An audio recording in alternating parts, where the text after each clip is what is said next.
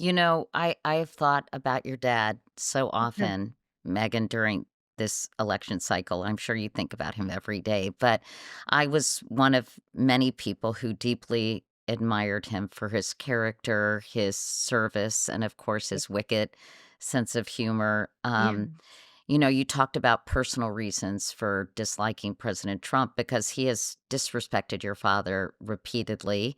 He said he's not a war hero because he was captured. I like people that weren't captured. He was furious when your father was the deciding vote to not repeal Obamacare. He reportedly was apoplectic when the flags were flown at half staff after your dad died.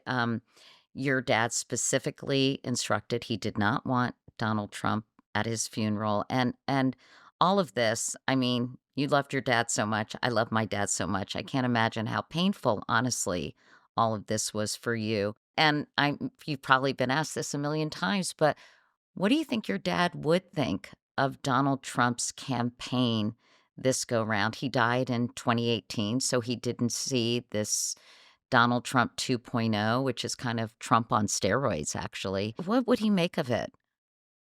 This is not his style. He was always, so bipartisan and trying to work with the other side to his detriment. I mean, he was called a rhino and attacked by people like Rush Limbaugh throughout his entire career. So even when he was alive, he was sort of the McCain Republican figure that he is now. He would be heartbroken. But he also was stoic in everything, and I remember when Trump was first elected, I was very scared, and I remember the next morning calling him, and he was like, "I know what's going on. Get up and go to your window." And I was like, "Okay." And he goes, "Do you see all those mother blanking pigs flying everywhere? That's what's going on. The pigs are flying outside. That's what's happening." And he always maintained this, like, really acerbic, dark sense of humor, so I think he would have maintained his acerbic, dark sense of humor, but I think he would have been a conscience for the country in the way he always was. I think he would have been really demonized the way, like, a Mitt Romney had been.